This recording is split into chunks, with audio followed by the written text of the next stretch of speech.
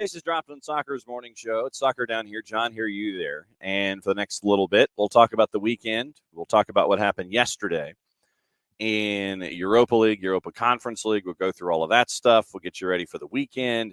Hour number 2, we'll have the Weekend Whiparound, patent pending, trademark coming sooner, hopefully rather than later. Neal Ruhl is going to join us. Yes, it is, Michael. It's Friday. I need that drop, basically. Neal Ruhl is going to join us at 10 o'clock to discuss Le Rouge, Detroit City FC. And we had Kaylor Hodges on from the USL show yesterday to kind of talk about the opening round of the playoffs in general. But I wanted to try to catch up with Neal, the longtime voice of Detroit City, to kind of give a bit of a refresher as to the season and what it's like up there at Keyworth. What's it been like for him to see the team grow from the NPSL group that they are to where they are now in USL Championship. There's stuff to talk about with Trevor James, but the idea of an 8 seed blowing out a 1, figuratively, not literally, it was a 1-goal game, but Pittsburgh gets sent packing. Bob Lilly is still probably yelling at the team 5 days later, 6 days later. And I just wanted to bring Neal in and break down everything from the perspective of an 8 seed. And so we'll have Neal on at 10 o'clock. Hopefully our friends from Beyond Goals will be able to join us at 9:30, where we can talk mentoring and the Friday free kick. And we got, like I said, we got stuff. We got stuff to talk about. Not 38 games in Major League Soccer, overlapping all over each other. But yeah, we'll talk about all of that too. We'll go over juice boxes, and we'll go over all of the facts and all the fun and all this kind of stuff. So it's another stacked show from now until 11:05. And thanks to all of you folks for hanging out with us as you always do here on a Freestyle Friday. So, all right. So here is opening kickoff, and I'm gonna hide my hand here.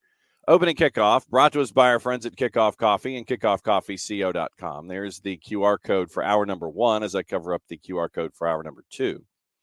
And thanks to our friends at Kickoff Coffee, you can use the code SoccerDownHere15. You get 15% off your purchase. They, in turn, take 10%, reinvested into the youth game and youth initiatives. Very, very cool stuff from our friends at Kickoff Coffee and kickoffcoffeeco.com. There. I actually made it work that time. So, all right. This story went by the wayside yesterday because I didn't have time to talk about it. So I'll bring it up this morning. But once again, Soccer Down Here 15. Use the code 15% off. They in turn take 10%, reinvest it in the youth initiatives. Very, very cool stuff from our friends at Kickoff Coffee and kickoffcoffeeco.com. I don't know if you've heard of this gentleman by the name of Johnny Infantino, but he's in charge of a fairly powerful soccer organization, and he has, he's been spending time in court over the last handful of years.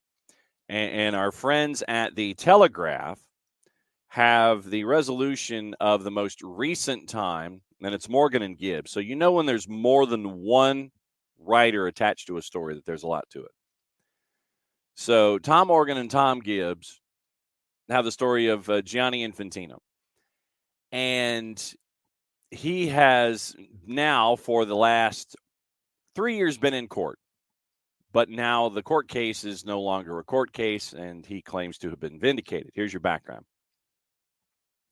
He has boasted of a full and clear victory for me, for new FIFA, and for justice, after the closure of criminal proceedings into secret meetings involving the president. The case had been open for 3 years since complaints were made over contact with Switzerland's former attorney general and federal prosecutor. It was the worst corruption scandal FIFA had been facing since 2015. You remember our boy Sepp Blatter being banned for the sport, several dozen officials indicted for corruption charges. Morning, Sharif. Lauber The former former AG in Switzerland, was the head of an ensuing investigation, but FIFA maintained since 2020 that it was legitimate and legal for Infantino to meet with the Attorney General of the country. Investigators were looking into 3 alleged secret meetings among Infantino, Lauber, and Arnold, which took place in 2016 and 2017. However, Swiss extraordinary federal prosecutors. I mean, I guess these federal prosecutors just must be the ish if they are extraordinary federal prosecutors. That's their title. No lie. Swiss extraordinary federal prosecutors.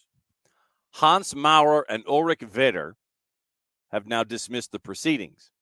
FIFA then decides that they're going to declare, now it is official, Gianni Infantino has always acted absolutely correctly and lawfully in his relations with the Swiss public prosecutors who are investigating the old FIFA.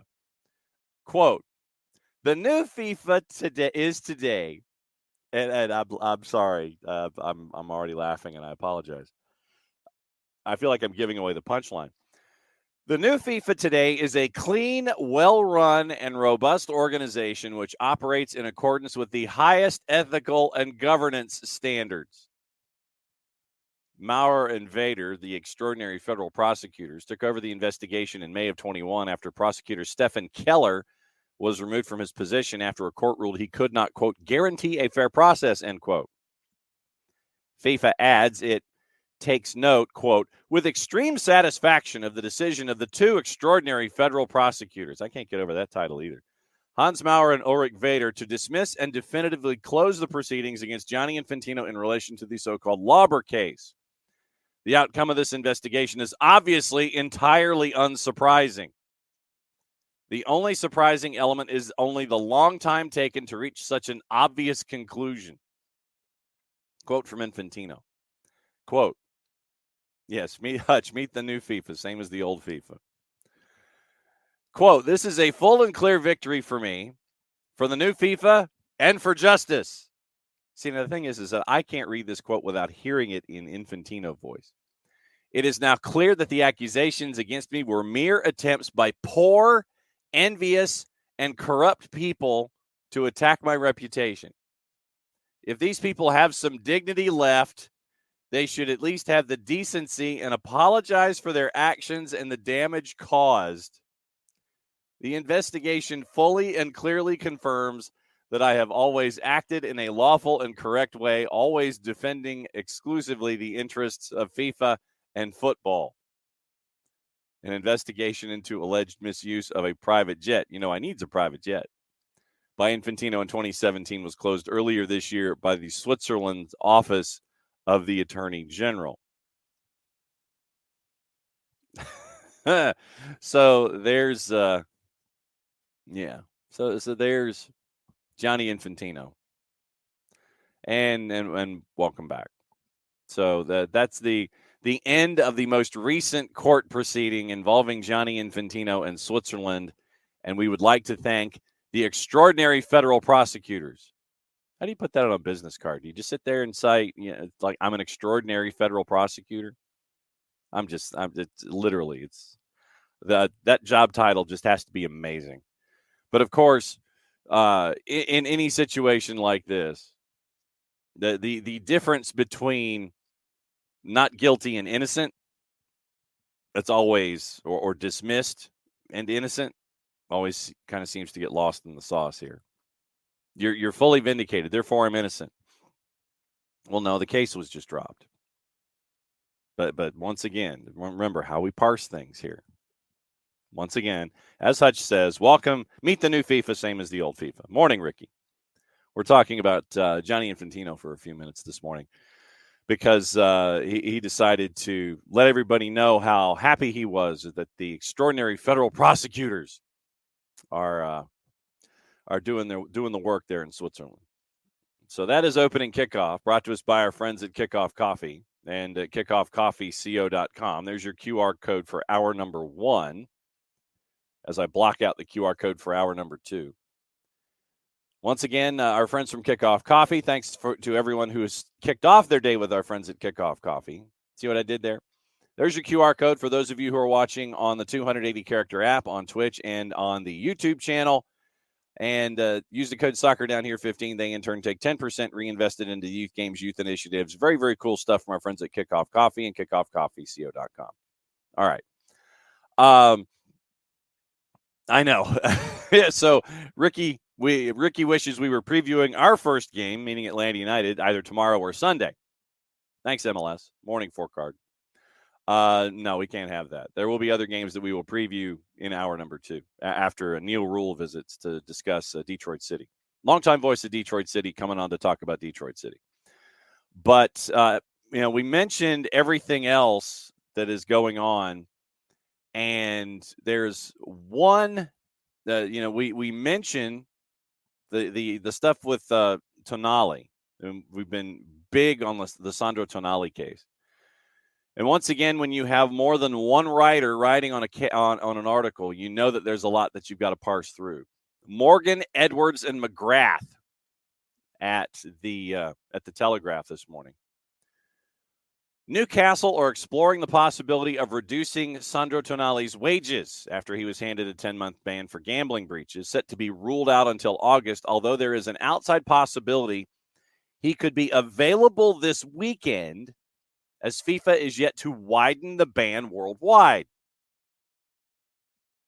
So right now the ban is just Italy and national team. Until you've got to appreciate what Newcastle's doing here. To the letter of the law with the suspension, Italy and national team. Until Newcastle hears otherwise, Sandro Tonali could still possibly be active and be a part of a game day roster. You want to talk about parsing you want to talk the fine lines here and parsing what you can and can't do? Newcastle are still waiting for official confirmation of Tonali's ban. Verbally announced by the Italian Football Federation, but not officially confirmed with UEFA or FIFA.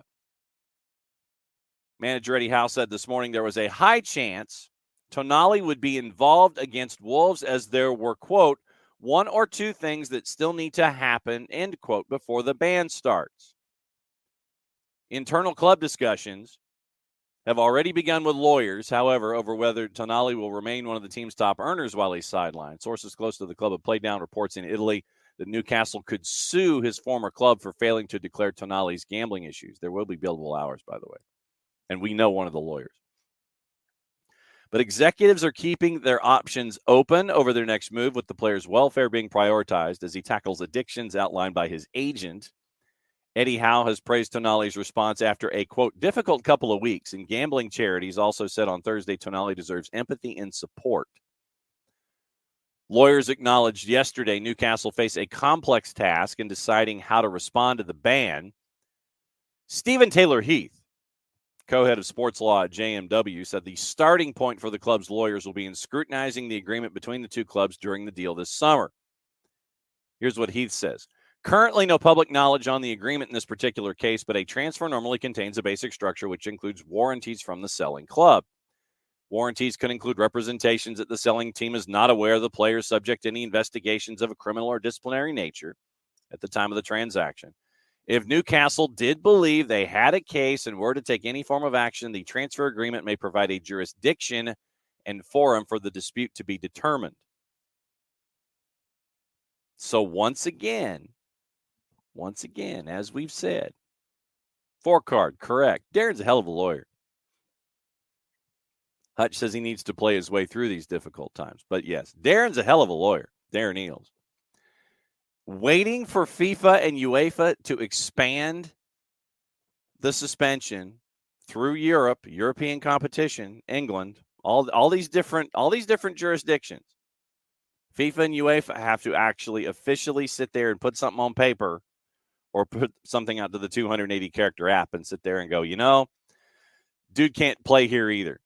Until that happens, though, in theory, Newcastle could sit there and say, you know what, Sandro Tonali, you're still good. We still want you as a part of our roster. Morning, David. We still want you as a part of what's going on. Very, very. You're taking the literal application of the suspension. They've said something, but we ain't gotten anything in writing yet. We ain't got nothing in writing. So there you go. We ain't got nothing in writing. And until we get something in writing, or I guess on the 280 character app, then you're sitting there and it's like, no, we think he can still play. It's like the priest in Caddyshack with the rainstorm. I don't. Yeah, exactly. Four-card. It's not official until it's official. You're playing the round of your life. I think the heavy stuff isn't going to be here for a while. You keep playing. You just hope that Newcastle isn't like the Padre on 18 after he misses the putt for the course record and he holds the putter up in the air, gets struck by lightning. You hope that if you're a Newcastle fan, that moment doesn't happen on 18 for you when it comes to Sandro Tonali. But yeah, not official till it's official. It's been said, but we ain't got nothing in writing.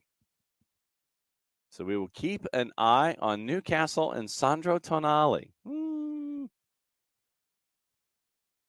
Yeah, it makes you want to rub your chin just a bit. Manchester United, by the way, since we're in the Premier League, Manchester United has announced Premier League record annual revenue. We will get into that more on Prem and Proper. Drew Dickinson has cut his 3D, and we will get you ready for the weekend. Prem and Proper will be released early this afternoon when it comes to content. So we'll get you ready for the Premier League. And Kaveh Solakal from Sky goes in depth in discussing the record annual revenue for Manchester United. And we will we'll go over that. That'll be in Prem and Proper, like I said. That's early this afternoon on the SDH network. Continue let me know about your postseason awards. Postseason awards, since we still only have Thunderdome that have been played. Starting 11, MVP, newcomer, young player, best defender, best keeper, and the Goofy Awards that obviously have not been announced by them, but they've been announced by us.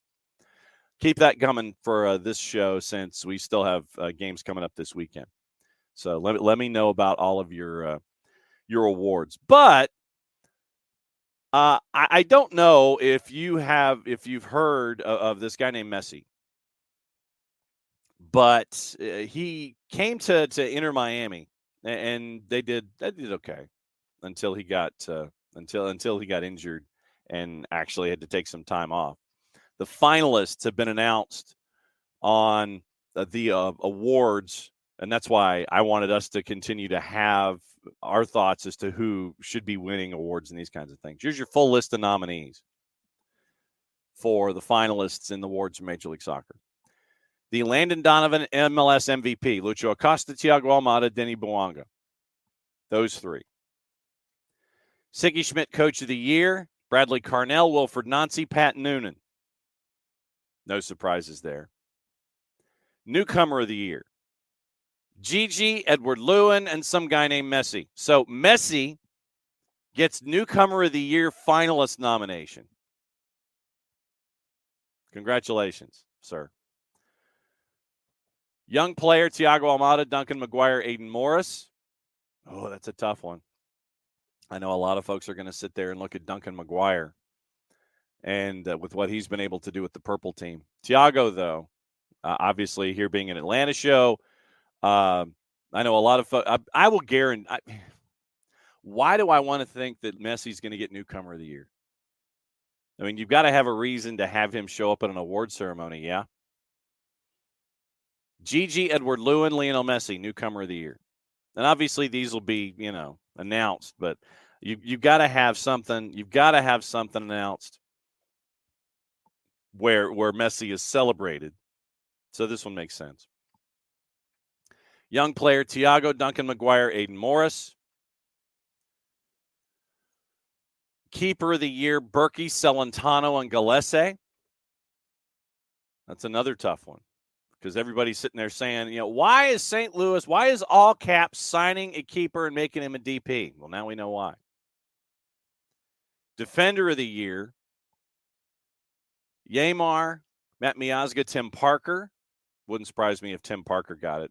Tim Parker for me should be best 11, and I had him, I guess, as best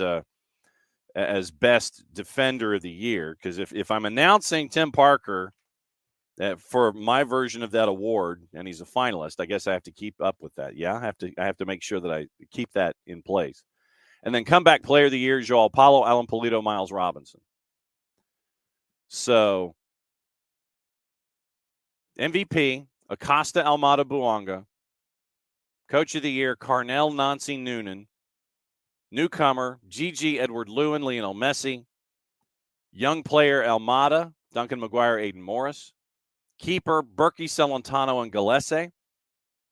Defender, Yamar, Matt Miazga, Tim Parker. Comeback player of the year, Joao Paulo, Alan Pulido, Miles Robinson. So that's your finalists for the MLS awards. Knicks, I'm sure the ownership of Newcastle has nothing to do with this Tonali punishment delay as he's looking up for black helicopters, of course. David, kids' school does Sports Spirit Day every year before the cocktail party. Are we allowed? I guess we're allowed to call it the cocktail party. Whatever they're the world's largest outdoor whatever in Jacksonville. This morning, my kids wore United gear. Saw another United kit and one in an Arsenal kit. Granted, you drop kids off early, but it was 4-0 that football versus that football. Soccer jerseys early in the morning. Does Messi stats only count in MLS matches? Don't know. Or Leagues Cup 2. He'd have 2 points in 3 games. I know. Yeah, I know. Newcomer should be Gigi with the Golden Boot chase. But with everything, as Nix is looking up for black helicopters, I think I'll join him as we look for the squadron. Why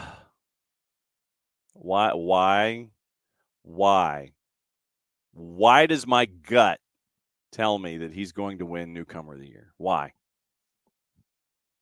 Why does my gut tell me that Lionel Messi is going to win Newcomer of the Year? That's just me. Atlanta United players up for 4 MLS awards. How many do they actually win? It might be just 1, Ricky. Yeah, I know you're hoping for 2 with probably Gigi and Almada, newcomer and young player.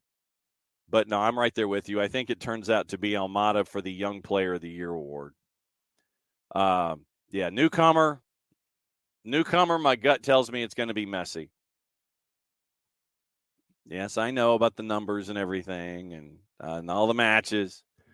Let me get the official breakdown of the votes, David, and who did what.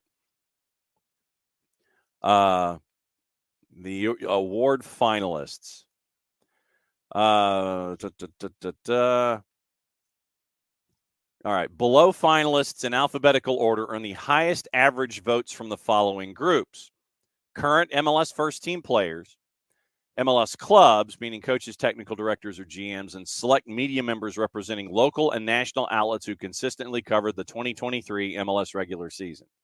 For the record, we did not get any of those. Audi Goals Drive Progress Impact Awards finalist Alejandro Bedoya Driver from Columbus, Darlington Nagbe, and Taylor Washington from Nashville. Ref of the Year finalist John Freeman, Victor Rivas, Ted Uncle. AR of the Year, Michael Barwagon, Cam Blanchard, and Ian McKay. Your Ref of the Year finalists, John Freeman, Victor Rivas, and Ted Uncle. Yeah, no one here at SDH got a vote. I'm fairly certain and safe that Mike and Jason got votes.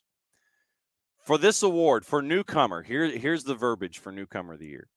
Defined as a player who had previous professional experience and made his MLS debut in 2023. That's broad. Why does my gut tell me that Messi's going to win the award? Why? Why? Yeah, I'm staring at these and I'm going, Yep. All right. So we got the newcomer. Young player is in MLS 22 or younger during the calendar year eligible for consideration. Comeback player honors an MLS player who's overcome a severe injury and or adversity as a result missed a significant portion of 22, shown improvement performance to achieve success during 23.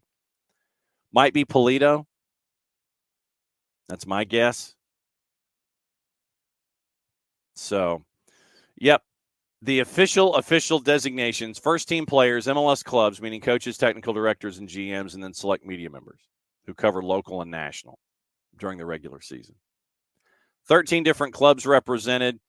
Atlanta, Cincinnati, and all caps are the most represented clubs with finalists in 4 award categories each. Understood. I mean, for all caps, that's fantastic for a season. It makes sense perfectly to get Carnell and Lewin and Berkey and Parker. Makes absolute sense for them. Absolutely it does. But yes, the official 2023 year-end awards. They've been handed out, and duck your head as things continue to get closer to the handing out of awards. The Rapids have parted ways with Jack Price and Diego Rubio. Inter Miami signed Gregory to a contract extension. LaCava, Ulloa, and Joseph have been told that they are not going to be a part of the future plans for Inter Miami.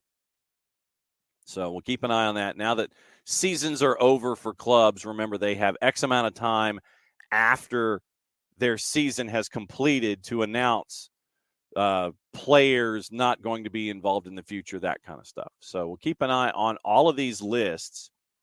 And it was great to catch up with Nico Moreno yesterday to find out about Nico Ladero. Does a team take a flyer on Nico Ladero? I think they do. Unless he wants to go home specifically. But I think someone's going to take a flyer on Nico Ladero. And Hutch, you're not wrong about it being Messi League soccer. You're not wrong.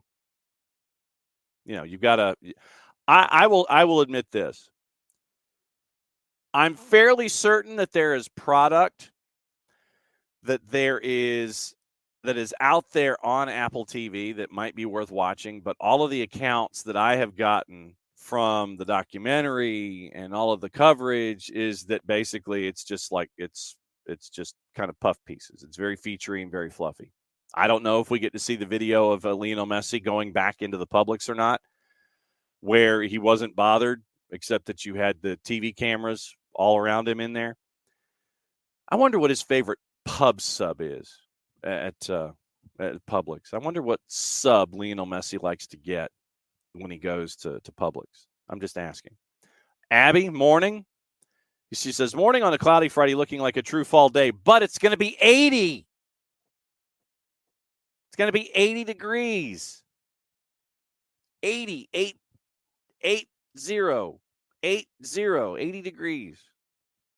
It's going to be 80 degrees today. See now, Ricky, that'd be pretty epic. If Messi's favorite sub from Publix, his favorite pub sub, would be the Atlanta United Spicy, with all of the different elements, wouldn't be a surprise. And Abby says Jason and Mike said they would vote for Lucho Acosta for MVP. And that makes absolute sense considering what Lucho has meant to that roster. Makes absolute sense to vote for him. With what Cincinnati has been able to do this year, finishing first in the East and clinching with a handful of matches to go, it makes absolute sense. It does. It's the other awards that looks that you go down the list of the awards. You go down the list of the awards and you sit there and it's like, there are some that it makes a lot of sense and you're voting easily and you're going, yep, that one makes sense. That one makes sense. That one makes sense. But then you get to the newcomer of the year, and how many of us are going to get the chance to roll our collective eyes if it is who we think it's going to be? black helicopter noises. How many of us are going to roll our eyes in that situation? How many of us are going to sit there and go, yep, that's what happens? Last night, I don't know if you watched it. USA and Colombia were at Rio Tinto. No, I know, Abby. Abby doesn't think that Messi was there long enough to qualify. He hardly played. Yeah, I know. But he is now a part of the league dynamic. So we'll see what happens. Last night, USA played Colombia. One of the two friendlies against Colombia in this window. Next one coming up in a couple of days. In front of just over 13,000 out at Rio Tinto. Goalless draw. Alex Morgan missed a PK, hit the post from the penalty spot in the first half. Sophia Smith hit the woodwork late. Colombia started well, then they faded. USA had 9 shots. Both teams managed just 2 shots on target. And I know that Alex Morgan was getting a lot of stick after the match for missing the PK. And Twyla Kilgore stood up for Alex Morgan in the post-game quotes. Your scoring, your ratings from our friends at Soccer America, and traditionally, as we always do this, Theodore Lloyd Hughes does it this time instead of Mike Voitala. It just seems to be something where they can vent, and it gives them a reason to come up with a low number. Alyssa Nair had a 5. Defenders, Emily Fox is 7. Alana Cook, Naomi Girma, Crystal Dunn had 6s. Emily Fox handled Linda Caicedo. This is Lloyd Hughes' words. Capably on the right side, nervy at times, but the Real Madrid forward's magic ultimately limited by the physicality of the defender. Girma, another very comfortable, near flawless night, removed at halftime. Nothing starry about Alana Cook, not a bad thing. Crystal Dunn pressed higher up, tried to get forward to help out the midfield. Emily Sonnet had a 4, lined up alongside Sullivan, more effective defensively. Andy Sullivan a 6, Lindsay Horan a 4. A lot of pressure on Horan, according to Lloyd Hughes. To connect the midfield and attack right now, simply not working. Hesitant on the ball. There were multiple occasions she did not play the right pass at the right speed, and the chance fizzled away. However, she did have one nice setup for Alex Morgan early on that was not taken. Forwards. Trinity Rodman was a 6. Alex Morgan gets a 3 from Lloyd Hughes. Lynn Williams also gets a 6. So here's Lloyd Hughes's explanation of the forwards. On another night, Trinity Rodman, Lynn Williams finished this match with at very least 1 assist and potentially even more goal involvements. Both wide forwards were very dangerous. With better performances around them, the scoreline looks very different. On the ball, Rodman continues to show off her box of tricks. The nutmeg on Caroline Arias in the first half. Oh, my God. That's not written copy. That was me. Nutmeg on Carolina Arias in the first half. One of the highlights of the match, and the cross that followed was hit into the perfect area. Off the ball, Williams is consistently one of the USA's biggest weapons as a high-pressing forward. All night, she unsettled Colombia's back line. The Gotham forward was vital when it came to breaking the South Americans' passing rhythm. Also had a sensational line-breaking pass in the second half that almost set up Ashley Hatch for a score. Williams even won the penalty kick by being a nuisance on the goal line. It's undisputed that Alex Morgan is one of the greatest ever to put on a USA shirt, but her current run of form is deeply concerning. Okay, so Lloyd Hughes is in that camp. Another missed spot kick tonight means she hasn't scored for her country since February. Another good chance in the box went straight into Colombia keeper Natalia Giraldo's hands, failed to make the right runs for the service of her wide teammates. Lloyd Hughes gave Alex Morgan a 3. That's bloody harsh for a friendly coming out of the opening round of the playoffs while you're waiting for an opponent. That's bloody harsh, giving Alex Morgan a 3 for the first of 2 friendlies against Colombia. Sauerbrunn got a 6, one of the highlights. Debut of Jaden Shaw. Sauerbrunn gets a 6. Kruger gets a 5. DeMello a 5. Hatch a 6. Sophia Smith a 6. Jaden Shaw, just because of the number of minutes, just basically got it incomplete. Colombia becomes the second South American team to shut out the U.S. Brazil managed it 4 times in 38 meetings. 4-0 at the 07 World Cup, 1-0 in a 97 friendly in Sao Paulo, and in scoreless friendlies in 2000 in Massachusetts and 2014 in Brasilia. Colombia's ties with the U.S. was at second after a 2-2 result at the 2016 Olympics ended their 5-game losing streak against the USA. Tuesday's tie ended a 4-game losing streak. 18-year-old Jaden Shaw made her senior debut for the WNT. Teenager's been a mainstay on the YNT ranks. Already has 2 NWSL seasons under her belt. Sunday at Snapdragon at 5:30 is the second match of the 2. Stats on the night. Shots 9-3 for the U.S. Both had 2 on target, 2 saves each. 9 corners for the United States compared to 1 for Colombia. 11 fouls for Colombia compared to 9 for the U.S. 1 offside, possession 53-47. So we'll keep an eye on that. And when Bart comes in on Wednesday of next week, after he has recovered from State and Southern, last night down in Statesboro, big win for Georgia Southern, by the way. We'll ask him about these 2 matches here in this window and what to take from them. And, yeah, I am going to get into the Alex Morgan, everybody dropping hammers, all that kind of stuff. Abby, disappointed the U.S. not scoring. Maybe time for Alex Morgan to sit out a little bit, although I know some were on limited minutes due to playoffs. Haran was all over the place, but her passing wasn't great. Colombia was like a swarm, aggressive on the player with the ball. Morgan just had an off night, should have taken her out at the half.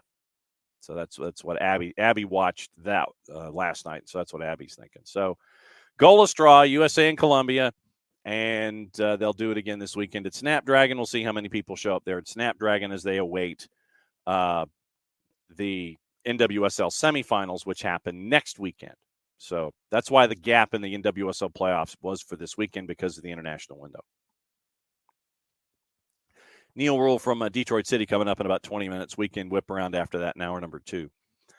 Gossip, rumor, and innuendo, and things left unsaid. Saudi Pro League officials. I know this will shock you. Saudi Pro League officials have sounded out Kevin De Bruyne about a move to the Middle East in 24. Newcastle targeting a move for Al Hilal's Ruben Neves after Tonali was given the 10-month ban. Once again, though, this is from the 3-letter paper. Take the information at your own peril. Newcastle exploring the possibility of reducing his wages. We talked about that. Newcastle also considering Manchester United's Scott McTominay and Manchester City's Calvin Phillips. That's from our friends at 90 Minutes. Chelsea have shown an interest. Who haven't they shown an interest in? Before we talk about the particular player, who haven't they shown an interest in? But in this case, Chelsea have shown an interest in signing Gavi, who Barcelona may have to sell for $87 million. So, all right. So Barca may have to sell Gavi for £87 million, according to Sport, to ease their financial troubles.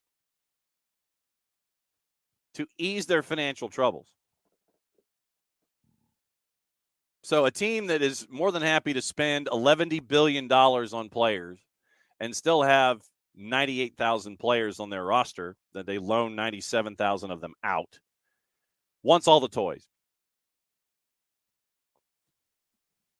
Literally, that is the only way that I can describe this, is that Bully Clear Lake want all the toys. We've bought Chelsea for billions of dollars, and we just want all the toys. So now they've shown an interest in signing the 19-year-old Spanish midfielder Gavi, knowing that Barcelona is going to have to get rid of him for only £87 million. Literally, we may as well just put up a list on a wall that shows everybody short of Ronaldinho, the original Ronaldo, and anybody else who might be in their mid-30s, early 40s, hell, maybe even CR38. Chelsea may just want to just go ahead and put them all on a damn list. We want all these folks. We're going to spend all the damn money. We're going to bring in all these damn folks, and we're just going to do this. And we thought that when Roman Abramovich was owner, they spent money. It's just, it does not surprise. It does not surprise a bit. A loan move to Saudi Arabia looks the likeliest escape route for Jadon Sancho, although Chelsea could be an option with Borussia Dortmund not interested now, according to our friends at The Athletic. Crystal Palace confident that Eze will sign a new long-term contract despite interest from Manchester City. Once again, we always mention this. What do we say about signing long-term deals? You're controlling the asset. If you keep the player for the length of the deal, good on you. But if you sign Eberici Eze to a massive deal, what you're doing is you're also committing the team that is interested and will pay behind you to match that salary figure, if not exceed it. Release clause, contract. But if you sign Eze, if Steve Parrish and Crystal Palace get Eze to sign on the line which is dotted and get him to sign to a massive amount of money, the big boys still are not going to blink about the whole thing. They won't. If they're interested in Eberici Eze, they will sign. They will hit the release clause, and they'll sign him to a figure.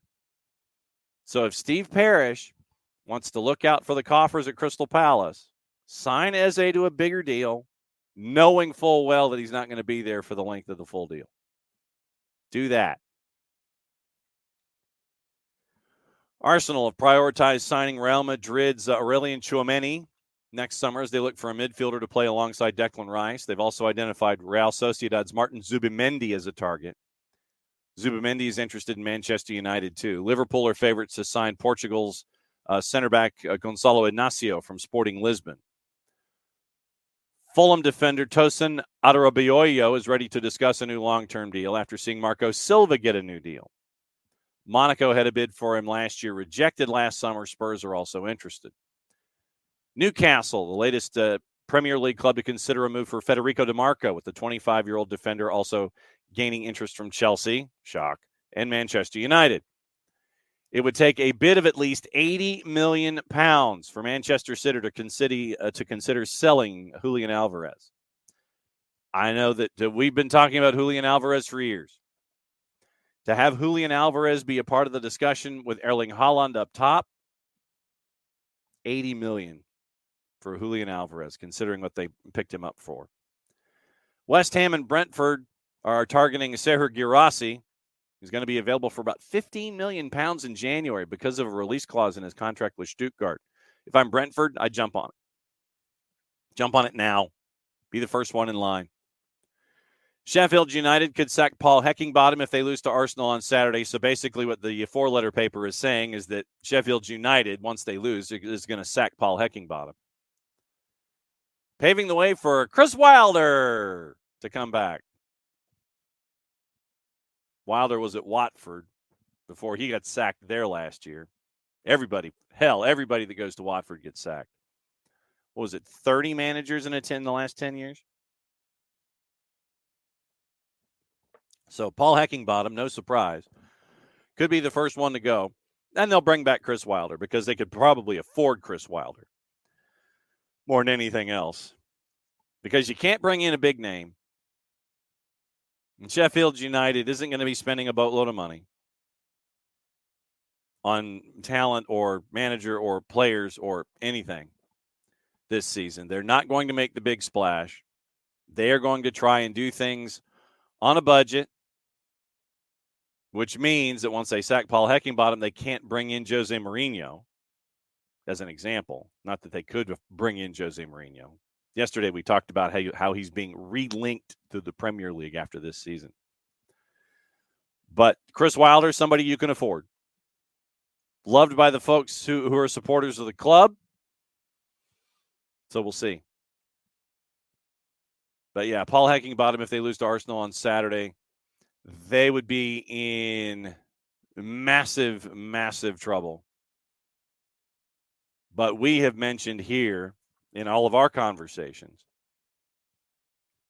that Heckingbottom would be one of the first ones to go. Sheffield United would be one of the first, teams that you would think of when it comes to being relegated. Sheffield United, Luton Town in a third is, I think, what we were looking at before the season started. Right now, they haven't won a match. They've only scored 7 goals in their first 9 games. They've given up 24. It's not even close. Bournemouth, they at least have 3 draws on the season.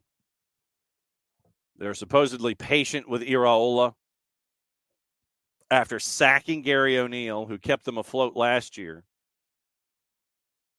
Could Bournemouth be the third? Burnley could be the third. They've only won once in their first 9. But, yeah, Sheffield United, they look like they might be the first one through the trap door, and Paul Heckingbottom might be the first manager through the trap door. Hutch, MLS awards need a creative financing for player salaries category. But the question, Hutch, I have for you is, does it count if the team gets caught being creative financially, or do they have to succeed at being creative financially? Once again, give me your awards for the rest of the show. For those of you that haven't done it this week, give me your best 11. Give me your MVP. Give me your best defender. Give me your best keeper, young player, and newcomer. And give me an award that, like Hutch, creative financing for player salaries category. And give me an award that isn't currently in the grid, and who you would have. We'll talk about that like 10-15, 10-20, and we'll go finish up the rest of the show with it. So that's you got to write them out. Write them out for the next little bit, and put your thinking cap on. So, yes, all of the awards, and give me an award, all the MLS awards we were talking about, and give me an award off the table that is not currently awarded. MVP, Coach of the Year, newcomer, young player, keeper, defender, and an award that doesn't exist. That's your assignment. Hutch was saying, I was just thinking just with what we see with Messi, it would be enough, but why not legal and hell to the no? That's not legal categories. Okay. So give me your nominees in these categories. So yeah, that's the thing. If you're going to create a category, give me the nominees. That's what we're looking at.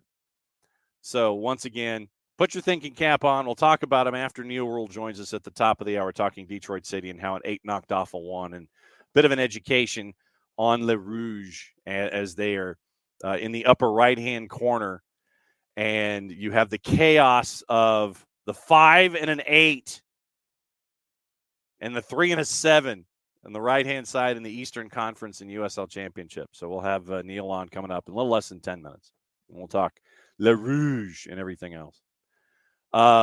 Mali midfielder Abdoulaye Doucouré set to sign a new contract at Everton until 2025 with an option until 26. That comes from our friend Fabrizio Romano. Chelsea, shock, closely following the progress of Lille's 17-year-old French center back Lenny Yoro.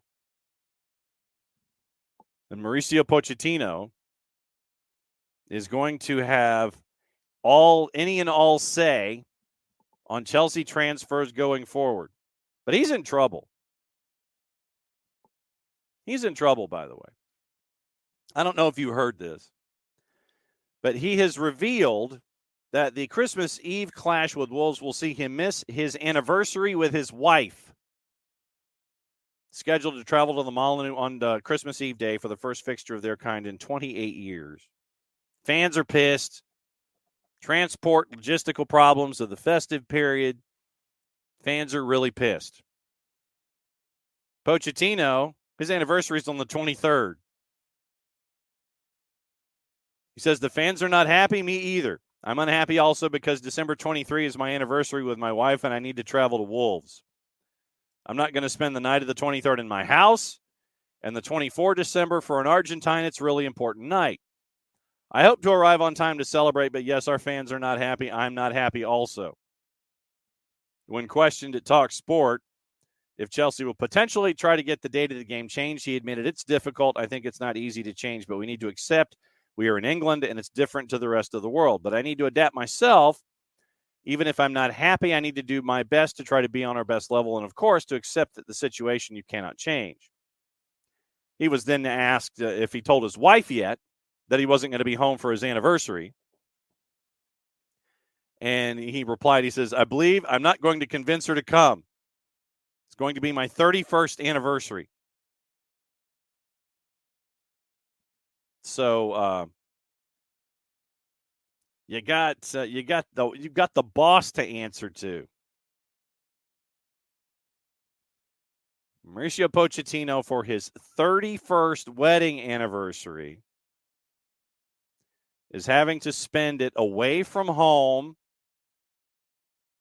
and he's having to spend it getting ready for a match in the Premier League. And he's missing his anniversary. He is not happy. Burnley owners AOK Capital are also in talks with Dundee over proposals to make the Scottish Premiership side a feeder club. And that's also in the four-letter paper. So we'll keep an eye on that when it comes to Burnley and AOK and trying to widen their berth and widen all of their thought pattern as to who they can have as a part of their club, as a part of their club umbrella and their club ladder. So AOK Capital, who is trying to do things once again also on a budget.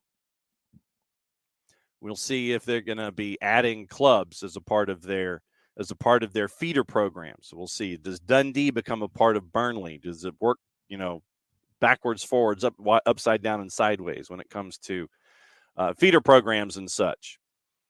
And we'll see what happens there.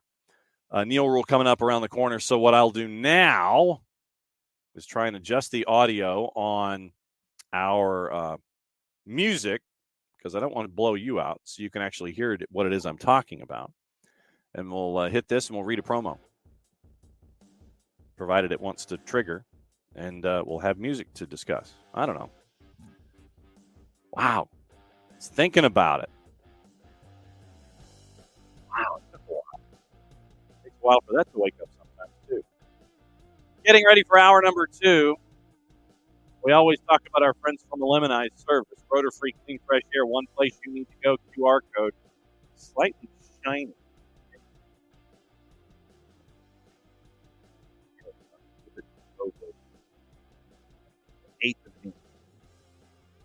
Rotor-free, clean, fresh air. One place you need to go. It's the Lemonize service. QR code over my left shoulder for those of you watching on the Bird app, 280-character app on Twitch and on the SDH YouTube channel. Deodorizes enclosed spaces like houses, apartments, and condos. The Lemonize service has created a customized solution that eliminizes all organic odors, including those like pet cigarettes and food. Realtors and property managers use the Lemonize service to eliminate bad odors, help them sell or rent their homes that much faster. It's a turnkey process. Makes it easy to work with said realtors and property managers. Kind to the environment, offering a green way to get rid of odors without any kind of toxic residue whatsoever. Lemonize, different than Febreze or other masking agents that you may have either under the sink or above us in the cupboard, because when you reach under the sink or above you in the cupboard and you grab that masking agent out, there's a reason they call it a masking agent. Because you spray it in the air, you're just masking the odor. You're not attacking the problem like our friends from the Lemonize service do with their proven scientific formula. Destroying odor down to the molecule, pricing very, very easy. One of two ways. Either by the cubic foot or parts per million to come up with a price that's affordable for you, offering results in 24 hours or less. If you have any questions, frequently asked or otherwise, one place you need to go, it's their website. And it is lemonize.com, but this is where I grab my pen, or a pen, but this lemonize.com, and then go /Atlanta after the .com so they know what part of the world that you are addressing them, so they can help you with your issues, trying not to end the sentence in a preface. Full homework assignment, ELIMINIZE.com /Atlanta, Lemonize.com /Atlanta. Lemonize service, proud sponsors of everything SDH. So you can try the slow fade, which we know does not exist, but hope always springs eternal when you try and fade the music down. 10 o'clock here on the East Coast, and this one I've been kind of chasing for a while in my brain, and I finally had the courage and fortitude to pull this off, to discuss USL Championship. I wanted to go to Detroit and bring in our friend Neal Ruhl for the first time ever in the history of the program. Neal visits wearing the LaRouge gear. Longtime voice of Detroit City. Neal, thanks for hanging out with us here on SDH. Oh, absolutely, guys. Thanks for having me, man. I certainly do appreciate it. Ready to go this weekend. All right, so I'm going to go ahead and in honor of your LaRouge, I will see your LaRouge and I will raise you a Detroit Express T-shirt this morning. I have that shirt in the repertoire as well.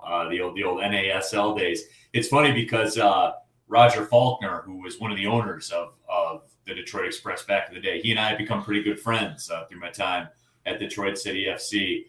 So I have the chance to have a couple of drinks with him, and we kind of chop it up about those days. It's really cool to talk to him about that. Is there a story that you can divulge? If you're chopping it up, is there a story that can be divulged, or is it all kind of secret? Yeah, the stuff that we talk about, I don't know if they necessarily would want that out there. I mean, well, whatever. Here I got a good one for you. So he talked about the time when they were pitching the World Cup, because some people don't know, in 1994 when the USA hosted the World Cup, they had some matches in the Pontiac Silverdome, and it was newsworthy because they played on grass, but they played indoors. And he told me about the time when they pitched it to U.S. Soccer about having it there. They made sure, like when they did the walkthrough, because Silverdome didn't have air conditioning back then. So when they did the pitch to them, they did the walkthrough. They brought them out, in the springtime, not in the summertime, so they could kind of pull the fast one on them. Because when they had the games at the Silverdome, it was like 100 degrees inside the Silverdome. So they kind of slid one by right there, but it was pretty cool to talk to them about that kind of stuff. Reason that I brought you in is that on Thursdays during the USL Championship season, we have our friends from the USL show over in Birmingham, and we bring them on and we talk about what's going on in USL Championship.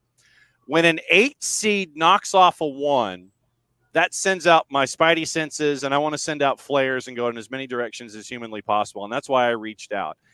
Is there any truth to the rumor that Bob Lilly is still yelling at Pittsburgh Riverhounds players, and he has not left Highmark Stadium and has not allowed them to leave ever since an 8 seed knocked off a 1 last weekend?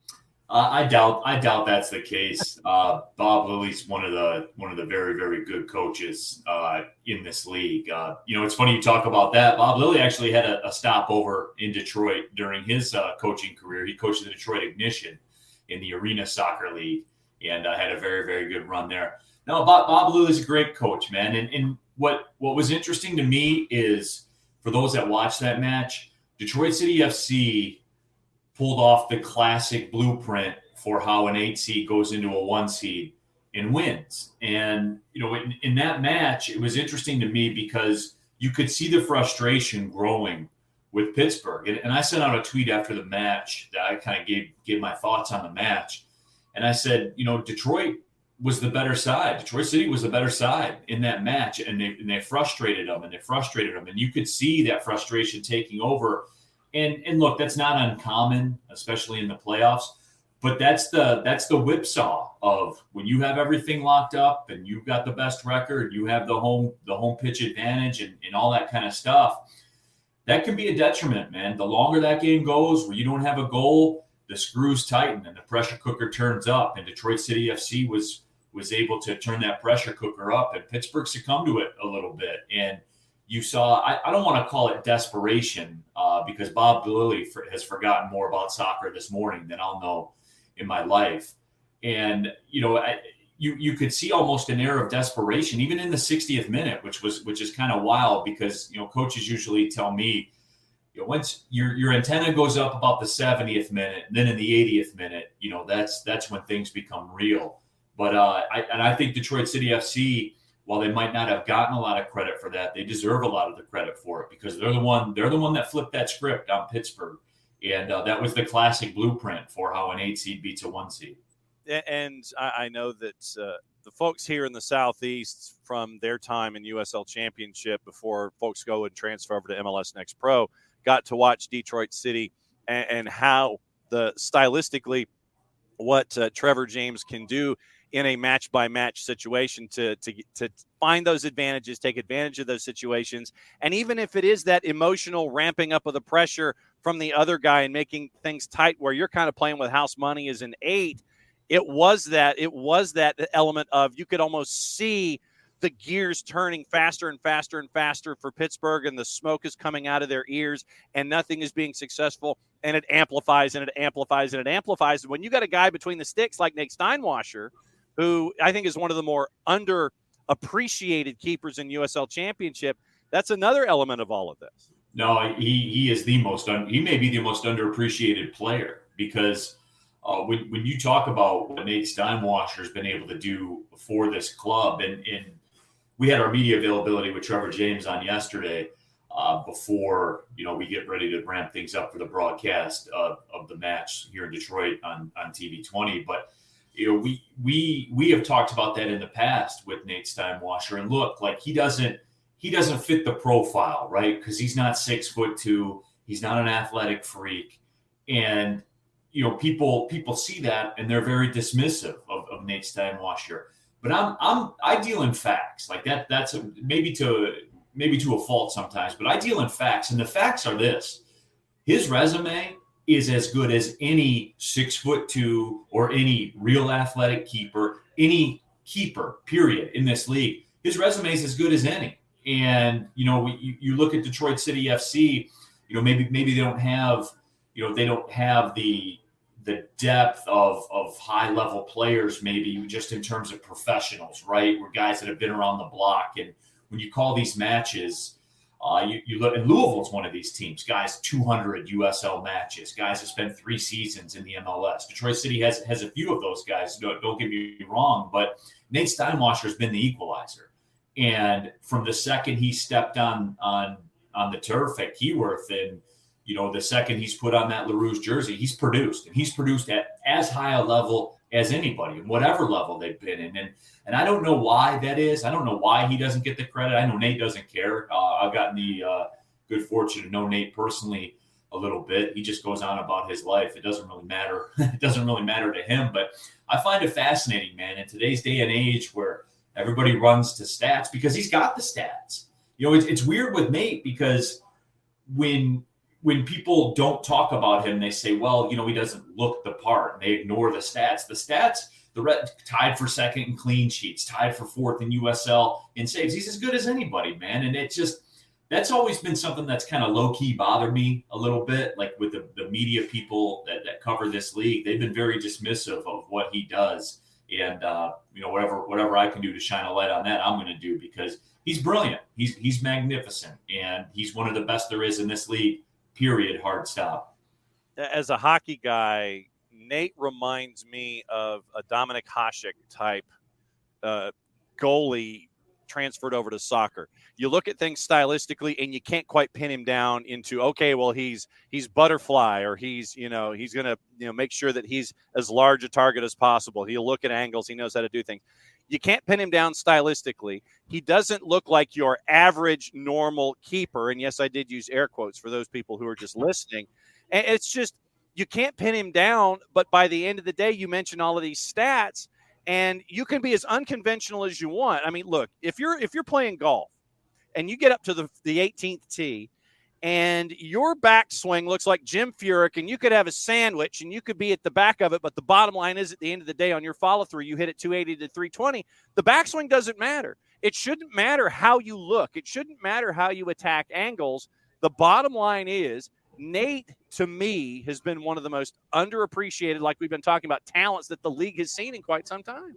No, it is. And the moral of the story is this. When you're a club and you play against Detroit City FC, chances are you're not going to score that day.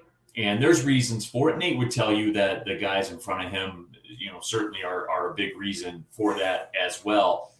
But I've seen him make so many high-level saves, not in technique or anything like that, just very high-leverage shots, I guess, if you want to use an analytic term, high conversion percentage shots that he turns away.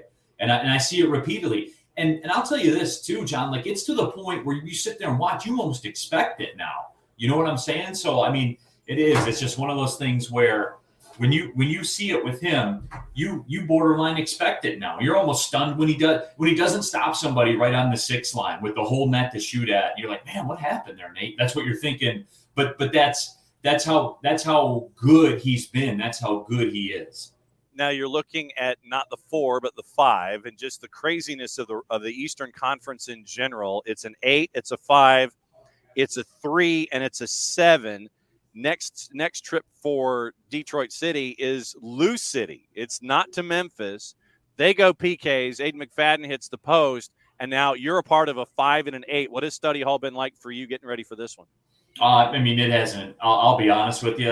It hasn't been a lot because there's such a great history between Detroit City and Lou City, and this is a rivalry. Make no mistake about it.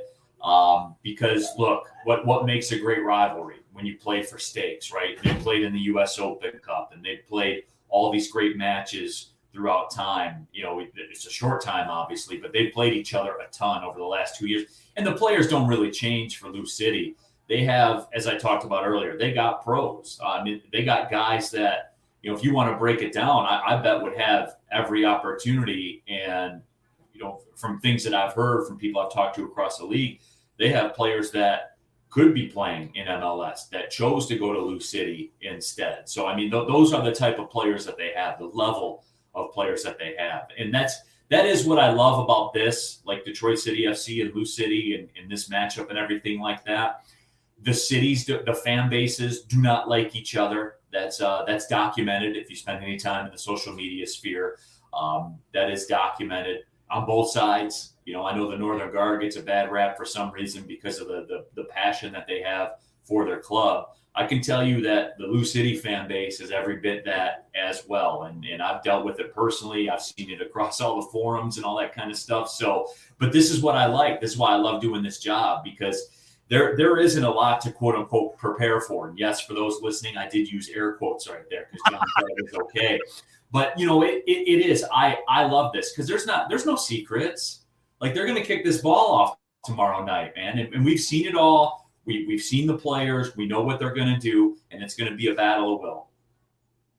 When you look at what I guess this is the philosophical question here. Neal Ruhl hanging out with us, play-by-play for Detroit City, getting ready for a 5 and an 8 in the Eastern Conference and USL Championship. What's it been like for you personally to see where Detroit City was as a franchise and has worked their way up the ladder, and they're in USL Championship, making playoff runs, and with everything that everyone's done there to make Keyworth what it is and have it be this great beacon of local involvement? What's it been like for you to see Detroit City take all of these different steps to get where they are today? No, I enjoy it. Number one, and look, I'll be real with it too. Detroit City FC, just the visibility of the club, the passion of the fan base, I've benefited a lot from it.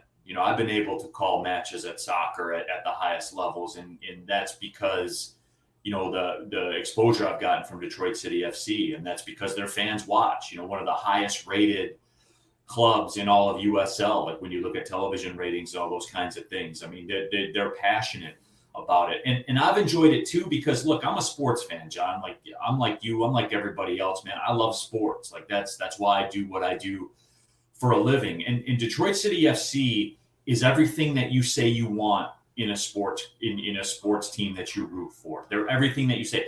The growth is organic. There's nothing plastic about the franchise. It's not corporate by any means. Spend some time with the ownership here. It's not corporate by any means.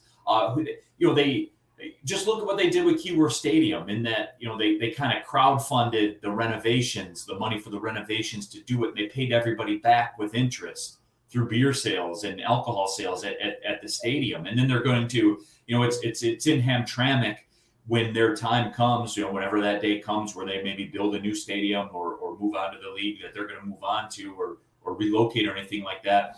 They just hand the stadium back over, renovated, to Hamtramck Public Schools. That's what you want as a sports fan.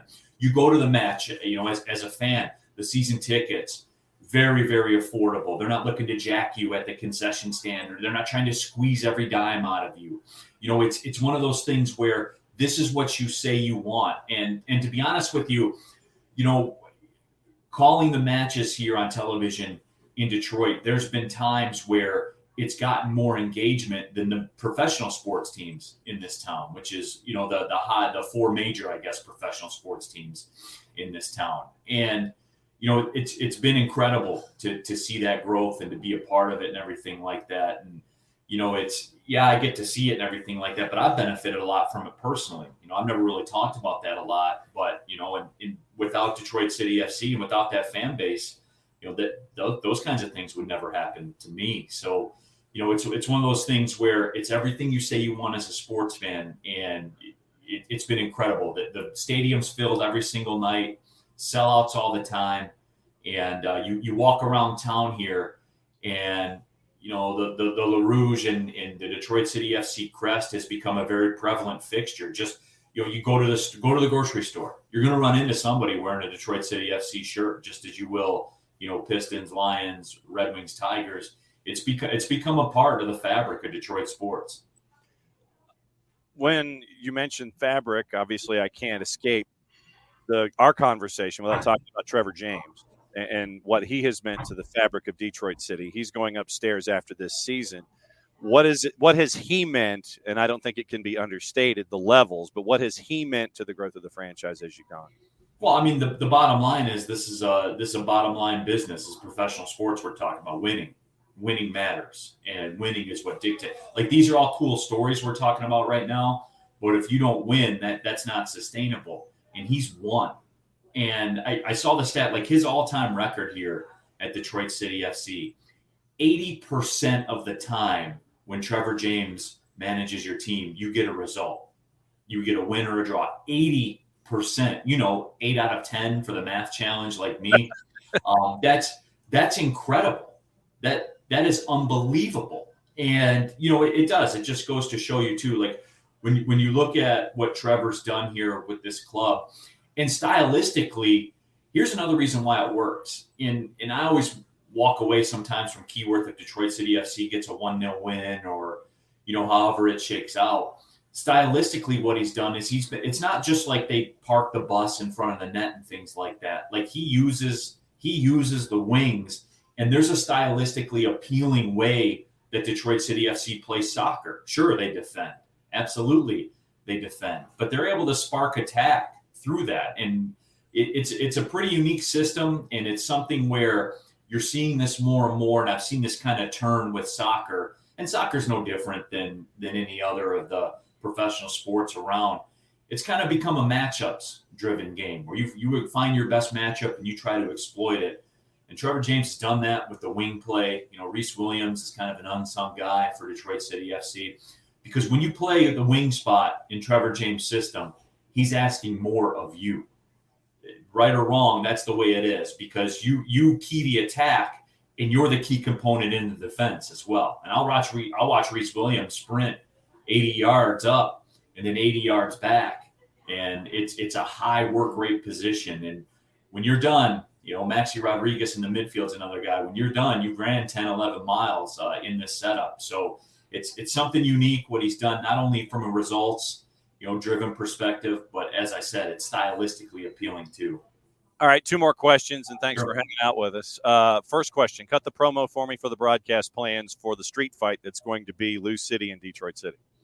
No, there's no secrets. Nobody's coming out fighting southpaw or looking to switch anything on you. And this is what it is. You like sports, you like rivalries. I don't care if you're a soccer fan. If you like rivalries that play each other for the highest stakes, and this is pretty much the highest stakes in the game right now, you're tuning into this because it's going to be intense, and it's going to be intense for 90 minutes and more, maybe more. Who knows how it's going to go down?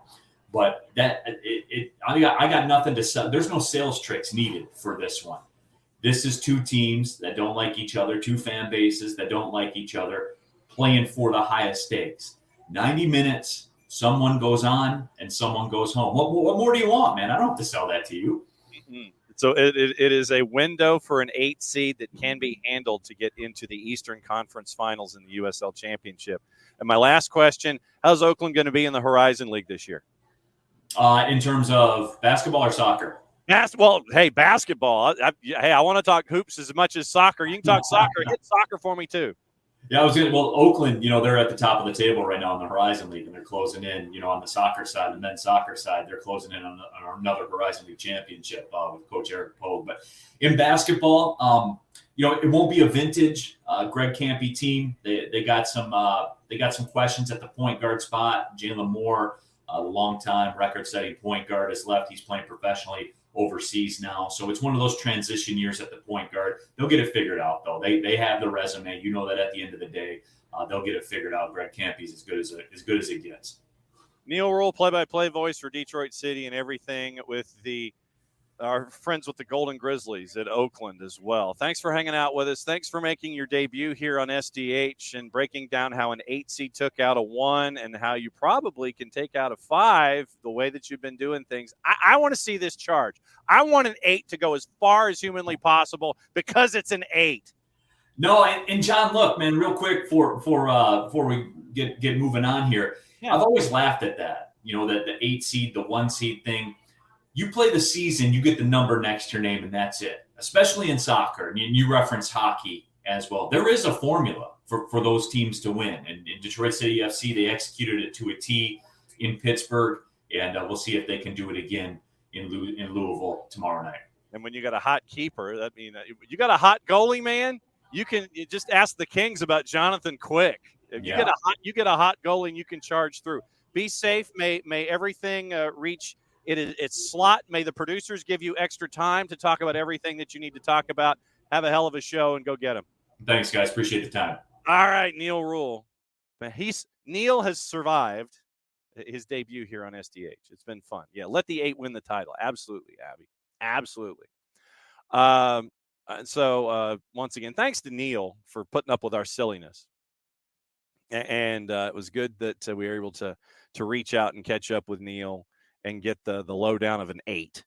And just how crazy it is on the eastern side in the USL Championship. An 8 plays a 5, a 7 plays a 3. That's how crazy it is right now. I mean, when you have Birmingham going to Charleston, you've got Detroit City going to Lou City for a street fight because they don't like each other. I mean, they're bringing the brass knuckles. They're wearing the blue jeans. They're wearing the steel-toed boots. That's going to be a fun one this weekend. And so keep it. If you're not watching anything else, and you want something on in the room, watch Detroit City and Lou City in USL Championship on ESPN Plus because it's going to be a street fight. It's going to for the neutral. It should be fun.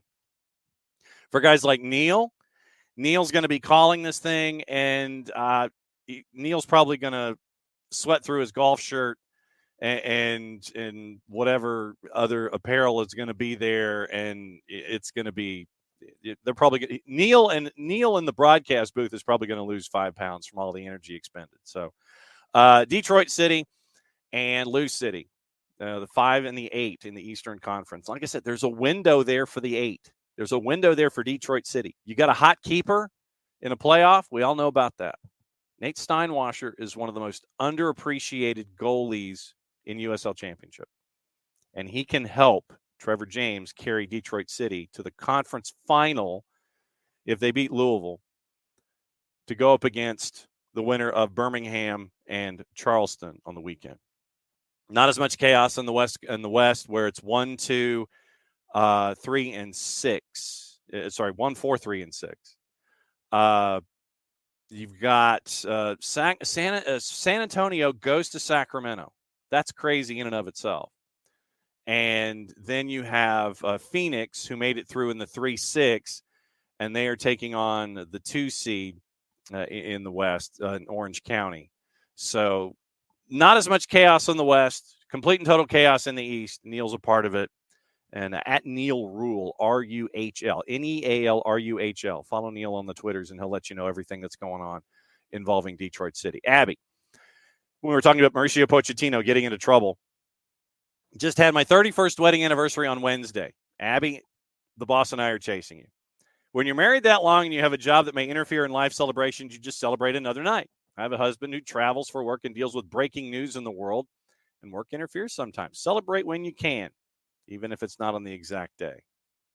And go Strikers. Sharif, the Iron Will Forbearant Tactician Award for a club with a comeback performance in regular season, trailing 2 or more goals and at least earn a tie. If it happens, it gets awarded And if multiple teams do this, then the higher total number of games that were reversed to win the award, followed by reverse deficit as a tiebreaker. Man. Iron Will Forbearant Tactician Award. What kind of an award do you hand out in this case? What kind of an award do you hand out? Let's see. So if it's a comeback performance, multiple teams, we got to. What physically would you give? What kind of an award would you physically give in this case? We got to think about that too. Yes, and Abby, let the 8 win the title.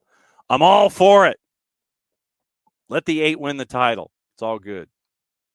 But no, it's good to have Neal on to kind of break things down in the 5-8 as things are in USL Championship. Since we are in the USL Championship part of things and we are breaking down what's going on, they are in conference semis. Tonight, you actually do have Friday night football. Sacramento favored at home on the plus side, but this one, you want to talk about a nasty matchup on a Friday night when you're not watching high school football. Football Fridays in Georgia, 7:35 kick. With Peachtree Ridge and Norcross, GPB TV, gpb.org, the GPB Sports app, all your social medias. 10:30 when ours is over and the replay is getting ready. Sacramento hosting San Antonio. Both teams on the plus side. Sacramento in the juice box is a plus 125. San Antonio is a plus 199. Tomorrow, the other 3 matches, 7 o'clock, Charleston and Birmingham. Charleston's a minus 110. You really don't know what team you're going to get in Charleston. You really don't. Minus 110 for the Battery. Birmingham is a plus 250. Your 90-minute draw is a plus 267. 7:30 in the street fight. Lou City obviously favored at a minus 156 because they're an 8 seed Detroit City. Give me the plus 275. 90-minute draw. Give me the plus 275 there. Detroit City's a plus 378. So give me the 90-minute draw. That one's going to go for a while. It's going to be a 1-0. It's going to take a while. They're going to hate each other. There's probably going to be a red. Orange County hosting Phoenix Rising in Irvine at 10 o'clock. Orange County's a plus 102. Phoenix scoring the daylights out of things. Rocco Rios Novo in net. Orange County's a plus 102. Phoenix is a plus 229. Your draw's a plus 249. We are in the semifinals of USL League One, now that we're talking about it. And it is Union Omaha, and this is tomorrow, Saturday. 5:30 at Warner Park in Papillon, Nebraska, the Murder Owls of Union Omaha. Lagos Kunga is actually doing well in his cup of coffee. He started with the Des Moines Menace in USL League Two. Once their run in USL League Two was over, goes to Union Omaha. And Union Omaha has continued their run into the semifinals where they've reseeded. So it is 1, 4, 2, and 3. Union Omaha is a minus 156 at home against Charlotte Independent. Charlotte Independent's a plus 334, and your draw is a plus 309. The late game tomorrow at 7:30, North Carolina and Northern Colorado.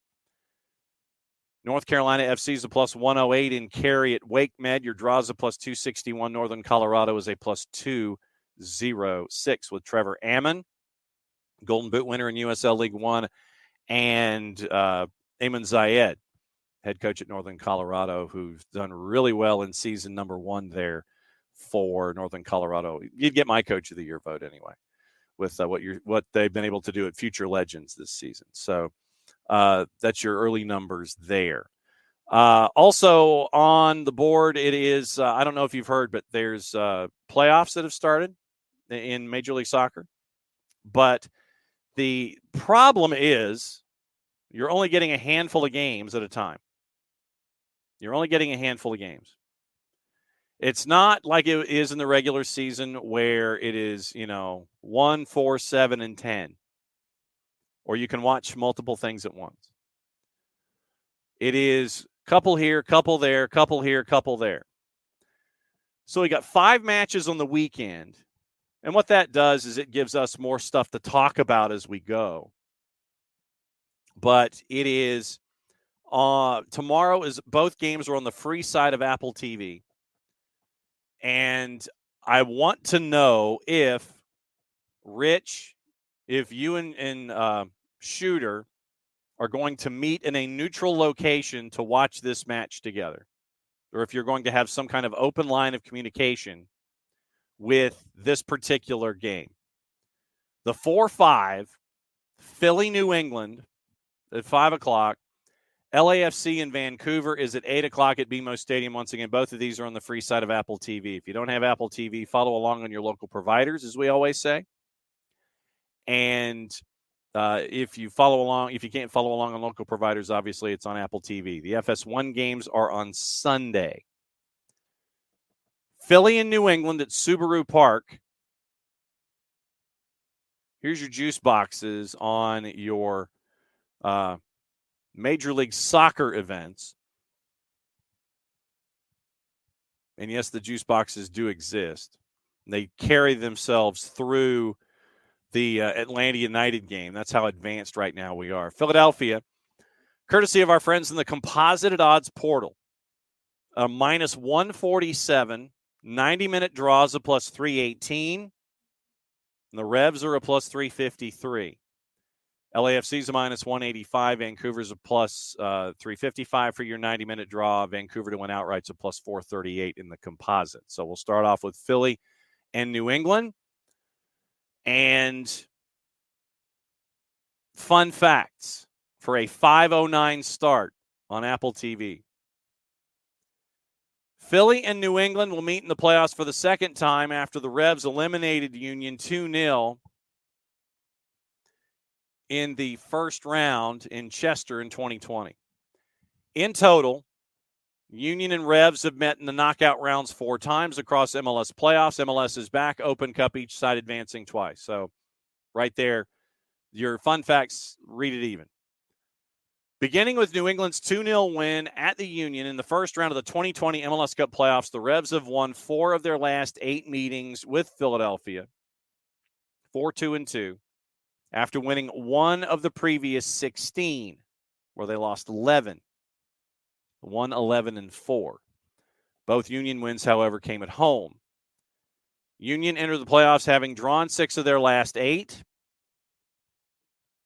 The lone loss in time coming on New England on decision day. Philadelphia has lost only 2 of their last 46 home matches in all comps dating back to the beginning of the 2022 season.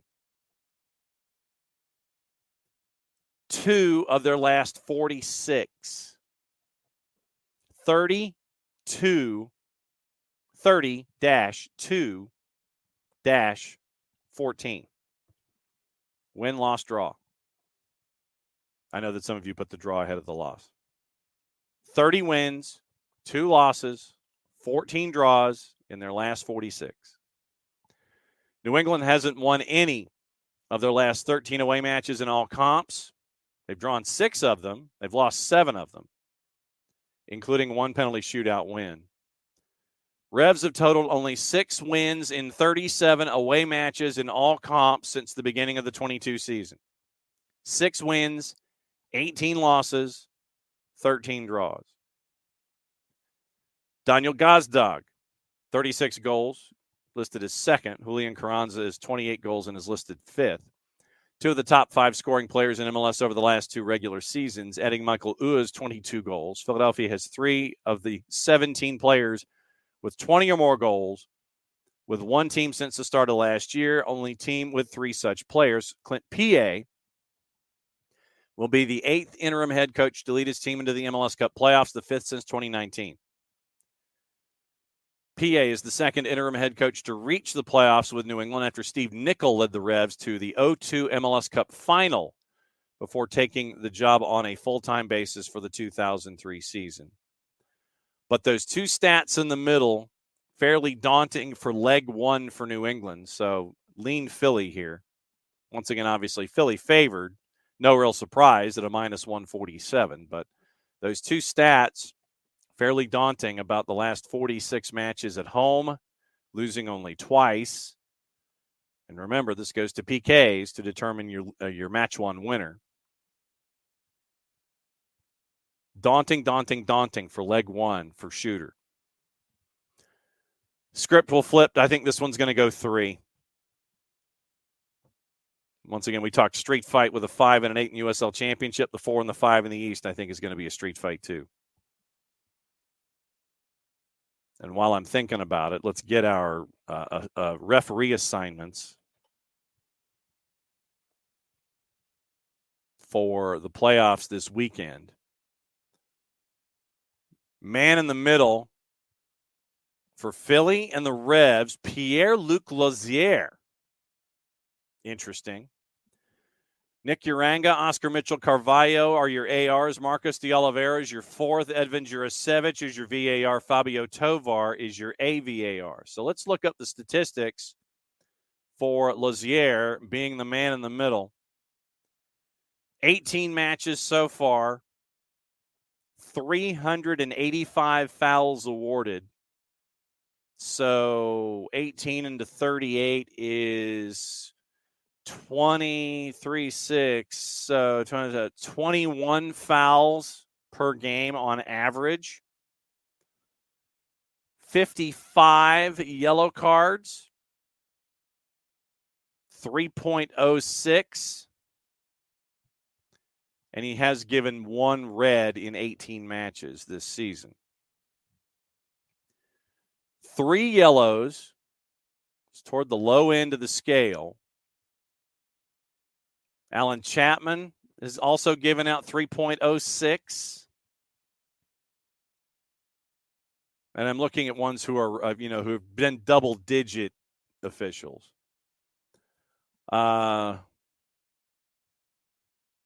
Toward the low end of the scale, if not the low end of the scale, for officials that have done more than a dozen games in the middle. So Lauzière, 21 fouls called per match, 3 yellows toward the bottom of the ladder. Fouls awarded on average. Let's see. Fotis Bazakos, who's called 19, has 426. So 39 more. 39 more in just as many matches. So Bazakis is averaging 23. Alan Chapman averaging 20. Your friend and mine, Alex Chilowitz, averaging 22, if my math is correct. 50, 50, 54, 25. Yeah, 22. So Chilowitz averages 22. Marcos de Oliveira, by comparison, 19, 20, 19. So de Oliveira is a little higher on the scale, around 25. Your friend and mine, Joe Dickerson, is 38. So 20. And Dickerson, 19. And so it's a 19 into 130 is what? 7? 6? 26. So toward the low end of the scale, 21 fouls called toward the low end of the scale, and yellows with 3. So this would benefit Philly, I would think. If you're not going to call fouls, it would benefit Philadelphia going up against the Revs. So you've got an official that doesn't call a lot of fouls, doesn't give a whole lot of yellows. 21 fouls on average, 3 yellow cards. I would say unless Lauzière goes against type, that would benefit our friends in Philadelphia in match number 1. So keep an eye on that one. 5 o'clock tomorrow, 5:09 start, and we will keep an eye on match number 1 in that particular competition. Also, LA and Vancouver will be going on at 7:09. Once again, after the fact, there's, it goes to PKs. You come out the other side. 8 o'clock, sorry. 8:09 on the free side of Apple TV. LAFC in Vancouver. We already gave you the juice boxes in that one. Since we are staring at the numbers and the assignments, LA and Vancouver, John Freeman is in the middle, no relation. AR is Chris Elliott, Walt Heatherly. Your fourth is Remy Touchon. Kevin Stott is your VAR. Jeff Mushik is your AVAR. John Freeman's statistics as a man in the middle.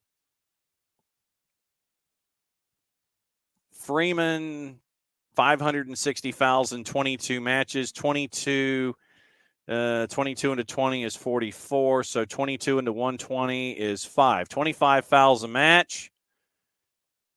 Averages 3.86 yellow cards. So 25 fouls a match. He's a little on the high side. And he only gives under 4 yellow cards per match. So that could also benefit the home side if you're staring at what to choose from when it comes to LA and Vancouver. Fun facts.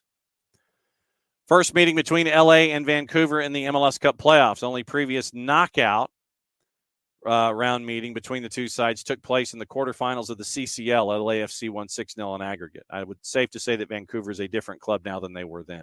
Don't know how much different, but this first leg at LAFC could be difficult. Whitecaps earned their first ever win at BMO, which is what they're calling it now, Stadium, June 24th, with a 3-2 win in the regular season. LAFC had gone unbeaten in their first 7 against Vancouver, scoring at least 3 goals in all 4 wins. Since the beginning of July, and this would be the counter argument to LAFC winning a championship, 7 wins, 6 draws, 7 losses, all comps. Scored 31 goals in the 7 wins, an average of 4.4. Scoring at least 4 in the last 6 wins, scoring a total of 8 times in the other 13. So it's feast or famine with LAFC. Either they are scoring or they're not. 4.4 or 0.6. You're getting one or the other with this group from LAFC. Vancouver enters the playoffs having lost only 3 of their last 17 in all comps. 1-7 draw in 7 and lost only 3. Unbeaten in their last 5, but only one of those was a win. Only FCD and Orlando City have suffered fewer defeats than the Whitecaps in all comps since that run began on July 12. Denny Bouanga has won Golden Boot with 20 goals in the regular season. Scored 33 times in all comps in 2023, 12 more than any other MLS player. Daniel Gazdag has 21. Last player to score more goals over a calendar year was Carlos Vela in 2019. And Carlos Vela has some less than kind things to say about the playoff format. Once we finished previewing the match, we'll get you into we will get you into what Carlos Vela said. And like I said, Carlos Vega was not a happy man when discussing the playoff format. Antonio Quiroga was there for the -1 for LAFC. But also for LAFC, Ryan Gauld and Brian White, 23 with 11 and 12, and 20 with 15 and 5. First pair of Whitecaps teammates to record 20 goal contributions in a single season in club history. In fact, entering this year, only 3 players had ever reached 20. Most recently was Kai Kamara with 14 and 6 in 2018. So Carlos Vela at the -1, he was asked about the he was asked about the playoff format, and less than pleased is probably the best way. The best way to do things. Vela, quote, "It doesn't make sense, but it is what it is. The league decided, and we can only try to win the first 2 to have time to prepare better for the next round. It's complicated. We faced an opponent who, especially at home, is very solid, very difficult, and it'll be a good test to see where the team is, and hopefully we can do it in the best way.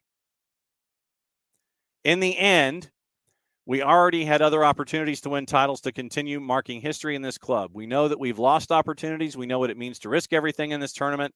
And I think that people are very excited with what we really want to and what we want to repeat the title, going to fight to keep the title with us and give everything that we have." So Carlos Vela less than pleased, but it is what it is. Rich, doing the public service in the Twitch pitch, has linked to the Jonathan Tannenwald column involving Jonathan's thoughts when it comes to the new playoff format. Jonathan teases it by saying it's flawed, unpopular, and about to be exposed as incentivizing the wrong kind of soccer. What's the wrong kind of soccer? Teams play in different ways. It just so happens that in this particular format, it would end up being something entirely. I mean, you would be playing the same kind of soccer. You're not going to change who you are in your DNA. You might play differently, but the bottom line is this is what it is. I know that a lot of us would want a home and home aggregate. And if the aggregate's tied, you go to extra time or what have you. Yeah. And yeah, Rich, I mean, I don't necessarily think it'll be all defensive to get to PKs, not in every single match, every single time. I think that you might have I honestly think that your game, your series with New England is going to be a street fight. But that's what Philly does. Philly's just going to be doing it over 2 or 3 matches against New England, against the New England Revolution. I think that you are going to be who you are. I don't think you're going to change unless you have to come from a deficit situation in a match. And for you, it is traditionally hard to come from behind considering the style that you play. And then if you're a match down, you're going to have to go against type to try to gain. Well, you might. I don't know. Actually, I think about it. If we take Rich, like I said, if we take Rich and Shooter's matchup, if we take that 4-5, I think that the 4-5 is going to be pretty much what we expect from both of these teams. Rich, I don't think you're going to change.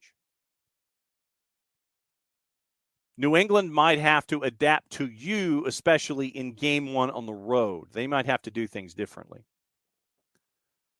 Rich, I think that Philly is going to be Philly. And we've discussed the notion that you could lose 5-0, you could lose 1-0. The bottom line is you've still lost. You just have to come back and win the second, however you can win the second match, and then send it to a third. If you are working from a negative situation, you might have to go against type. But I think at least to start every series, you're going to be who you are. Rich, I think Philly is the greatest example. I think that Philly is going to be who it is. I mean, what Jonathan is saying, flawed, unpopular, and about to be exposed, is incentivizing the wrong kind of soccer. I don't think that's going to be the case in every match. But because it is a best of 3 and not, home and home aggregate, you might get matches where you'll have teams go against type because they have to. Atlanta United without Thiago Almada. It will be interesting to see what the midfield looks like. My guess is it's probably going to be Mateus Osechu and Jay Fortune to go along with Muyumba. And that's why you've had this extra week. Who is going to fit the best with Muyumba and play more defensive so Muyumba can go forth and do his thing? My guess is, like I said, and I have no evidence, no empirical evidence about this at all. It's going to be your first choice lineup with the exception of missing Thiago in the midfield. So that to me means that you're going to have a point guard probably in Hosechu. You will have Muyumba, and then who is that other midfielder that's going to be there to help things out offensively and defensively? If you want Muyumba to go forward with Hosechu as your point guard, then that to me means you're going to need somebody who's going to be more defensive. My guess is it's Jay Fortune. Might be a Marcedic or a combination of those two. That's, I think, your only change for Atlanta in game 1.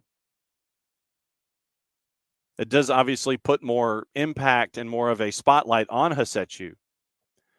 And maybe you do go 3 at the back and maybe play a 3-5-2 or something like that. Maybe it's both Sadic and Jay Fortune, and you play a 3-5-2. Don't know. But going on the road in leg 1, I don't think, unless he was on the roster, I don't think you can. Unless he was on the submitted postseason roster, I don't think you can. But the roster specifics I would have to look up, but I don't think you can bring him up because he's not a part of what was submitted to the league. Like I said, I don't know. But so, like I said, you're staring at something different. You're staring at something that's going to be a little different for this game only. Do you play more defensive? And this is, and Rich, this is out of necessity. This is not out of pragmatism, and I mean that in the most negative word. So what Jonathan is staring at, I think it would happen in pieces. I don't think it would happen in the overall. LA and Vancouver. LA, and especially in games one, I think you're going to see teams be themselves. And then it's going to be, okay, how do we navigate the rest of the series so we can advance? Houston and RSL, that was going to be a fun one. Houston, to me, as a 4-5, is going to be the same as Philadelphia and Revs as a 4-5. It's going to be a fun series, at least to start. And if somebody is down a game, I think it just would reinforce who they're going to have to be in game number 2 to equalize. Game 3 would be the one where you might see them go against type. Cincinnati and Red Bulls, I think Red Bulls are going to be who they are. Going in to that series with Cincinnati, they're going to, once again, play like the ball has cooties. They don't want to possess the ball. They're going to want you to have it. They're going to want to force mistakes from you playing deep in your own end, try to create turnovers, short fields, be clinical. I don't think Red Bulls will change who they are because they physically can't. They can't really change their makeup. I think they're going to gum that series up. I mean, literally, they're going to put sugar in the gas tank and a banana in the tailpipe of FC Cincinnati's old sedan. They're going to want to dumb that series down because that's who they are. And the fact that is who they are as the 8 going up against the 1 in a one-off, Red Bulls will be who they are. In a series, Red Bulls will be who they are. I don't think Red Bulls will change. Cincinnati may have to adapt more to Red Bulls if there is an advantage created by Red Bulls after game 1. If the road teams get advantages by winning those first games in the best of 3, you might have to see more changes from the team that is having to fight to equalize in game 2 than you will from the team that was the lower seed that got the win on the road in game 1. St. Louis and Sporting. St. Louis is who they are. Basically, it's Red Bulls Midwest. That's how Bradley Carnell was brought up. I don't see St. Louis changing who they are.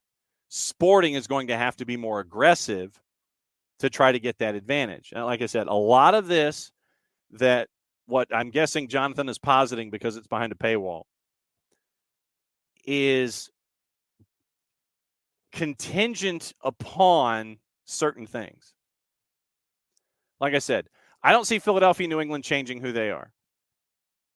Philadelphia can't change who they are. Philadelphia can't just sit there and go, oh, we're going to go 3-5-2. We can't do that. That's not a part of their DNA. Rich, I don't think that you can change who you are, especially on a dime, as if you're down in a series. Say New England wins game number 1. Say New England wins game number 1. Are you going to change your 4-4-2 diamond? I don't think so. You're going to be more aggressive. You're going to try to get New England into more trouble to try and even up the series so you can take it back to Chester. I don't think, in Jonathan's example, I don't think they're going to change who they are in his hometown, in his home writing paper. I don't think Philly's going to change. I don't think that the Union are going to change. They might have to amplify who they are if they go down a game, but I don't think Philly changes who they are because they can't.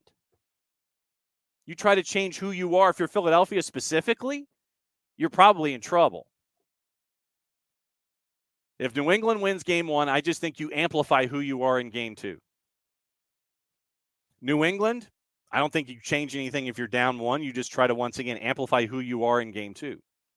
Vancouver, if they lose, I mean, they've won in Los Angeles this season already. I've got more questions about LAFC than I do answers. Like we just said in the statistic, when they're winning, they're hot. They're averaging 4.4 a match. When they're not winning, they're averaging 0.6 goals a match. Which LAFC team is going to show up for me? LAFC is going to be who they are. If they lose game one, Vancouver being who they are, Vancouver goes home with a chance to win. Vancouver's not going to change who they are. Might be a little more pragmatic, maybe with 30 or 40 to go. You might see more falling down and more killing of time. But I don't anticipate Vanni Sartini, BC Place being the tough place that it is to play for anybody. I don't necessarily see Vanni Sartini, except maybe in the second half if he knows he has an advantage and he can try to coast at home and become more defensive. If the road teams win games one, that's when what Jonathan is positing might happen. I don't think people change who they're going to be going into a series. Houston and RSL, game one's going to be fantastic. FC Cincinnati and Red Bulls, not so much. Red Bulls, once again. Red Bull is going to be who they are. They're not just going to sit there and say, yeah, we'll become a possession team. Red Bulls can't do that. That's not who they are. Red Bulls are going to muck the game up from the beginning anyway. It's who they are. They're not going to change to be that individual. FC Cincinnati is going to try to be who they are, a Borg. They're going to be a soccer Borg, Lucho Acosta pulling the strings, Brandon Vasquez trying to get in behind, like you saw Charlotte attempt to do when they were down. You saw what a guy like a physical presence like Patrick Agyemang could do against a team like Red Bulls. I would anticipate that you're looking at Brandon Vasquez to do the same kind of a thing. But you'll have Lucho Acosta and everybody feeding the ball forward. And you've got a keeper in Roman Celentano. But I think, once again, what is posited in the 5 matches this weekend, St. Louis, all caps is favored at a plus 108.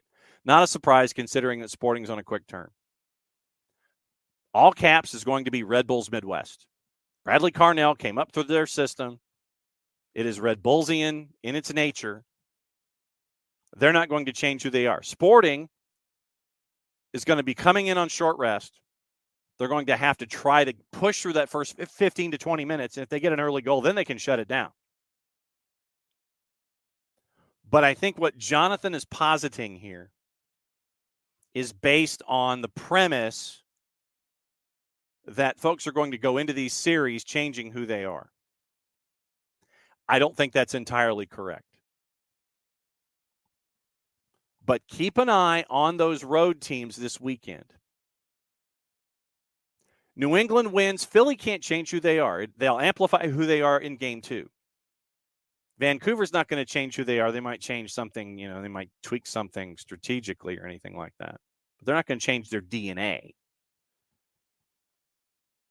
They might try to, grind out a result if they win in LA, which they've done. Come back to Vancouver for game 2, see the finish line, they'll grind it out. But if they lose game 1, if all these road teams lose game 1, they're going to continue to be who they are and work that much faster to try to get an equalizer to get it to a game 3.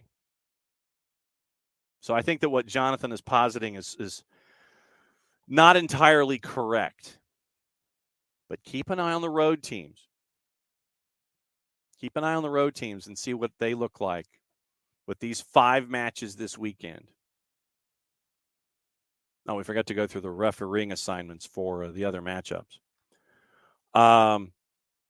Houston and RSL, Guido Gonzalez Jr. God bless you. Jeremy Kiso, Felicia Mariscal, your AR and your 2 ARs. Alex Chilowitz is your 4th. Drew Fisher's your VAR. Wow. Okay. All right. Houston and RSL, our thoughts are with you. Tom Supple is your AVAR. FC Cincinnati and Red Bulls, Rubiel Vasquez. Oh, wow. Okay. Corey Parker, Jose De Silva, your ARs. Torrey Penso is your 4th. Timothy Ford is your VAR, along with Tyler Y. Rostick is your AVAR. And the battle of the interstate battle, all caps and Sporting. Ted Uncle's in the middle. Corey Richardson, Ryan Graves are your AR. Sergi Boyko is your fourth. Daniel Radford, your VAR. And Kyle Atkins is your AVAR. Oh, Godspeed. Okay. All right. So, Sharif, trophy might be a water pipe valve coming out of a small pitch erected vertically, and maybe a soccer ball pattern on the head of the valve. Maybe too much symbolism in that. Yeah, that might be Sharif. Abby. Newcomer, Gigi. New award, friendliest venue. Another new award. Must develop something for the ref or other than ref of the year and AR of the year, and nothing for VAR. Unsure what. Best handling of a bad situation in a game. Most games where they did their job and didn't make the game about themselves. Need something for the ref. Another new award. Best commentator's expletive on match coverage. I like that. Carnell's goalie. Coach is Carnell. Goalie is Berkey. Defensive player, unsure. Young player, Tiago. Comeback player, Guzan over Miles because he's dealing with age as well. I like that idea. David, the upside of no aggregate score. A team in game one won't shut things down. They might rest guys, but more likely to open things up. Game ones could get wild. David's looking for that 4-4-2 and looking to move TRA up top with Hosechu and Muyumba in a 4-4-2. So 2 strikers is what David is looking for. Like I said, I don't think you're going to change your DNA much. I just think that it might be more point guard based with Hosechu and probably Jay or Amar as your other midfielder in the 4-3-3 to go with Muyumba. So if Muyumba goes forward with Hosechu, who plays defense. And so that's what I'm looking at when it comes to this particular matchup. Obviously, we'll be going at it a lot more. We'll have all of your ideas. And thank you all for your submissions all week long when it came to awards and things. The MLS playoffs start in earnest this weekend. USL Championship are in the conference semifinals. USL are in their league semifinals. You can catch up with folks on the USL Championship show, the USL League One show. We go over MLS Next Pros champions in Austin with Los Verdos. All those shows are on the network. It's been a fun week across the board. Thanks to everybody who has participated, and thanks to all of you guys, as you always do. Thanks to Neal Ruhl for coming on today on short notice and being a part of everything. Obviously, we'll be back at it again on Monday. We'll go over all of the stuff that happened this weekend to just be prepared for all of that. If you missed the Ian Cameron interview to where we do stuff with South Georgia Tormenta and catch up with them, that is on the network also. It's a really good interview with Ian and with what is going on at Tormenta. Thanks to Dylan. Thanks to Bart. Thanks to Kaylor Hodges in the USL show. Thanks to Nico, as always. And I'm trying to see if I missed anybody. Once again, and thanks to Neal Ruhl for letting everybody know what's going on as an 8 beat a 5, or as an 8 plays a 5, as an 8 beat a 1 coming up this weekend. What to watch on TV before we go, and it's today because obviously we're going to be watching a lot of Major League Soccer stuff on the weekend as we get ready for the opening round of the playoffs. Jason Kidd joined the ownership group of the Oakland Roots, by the way. ACC Network has college women's action. North Carolina, Virginia, 7:30. BN and BN and Espanol have Ligue 1, Clermont and Nice at 3 o'clock. And Lyon, by the way, is in a serious hurt right now when it comes to the Ligue 1 standings. And, you know, for a team that had been doing so well, they are at the bottom of the table. Have not won in their first 9. They've only scored 7 goals. They've given up an average of 2 a game. And they are legitimately in trouble after the first 9 matches. There's 25 to go, but they only have 3 points. They're 5 points from safety, and Montpellier gave themselves a federation decision to take a point away. But Lyon has not won in their first 9. Traditional team to make it into the European competitions, 0-3-6 out of the blocks.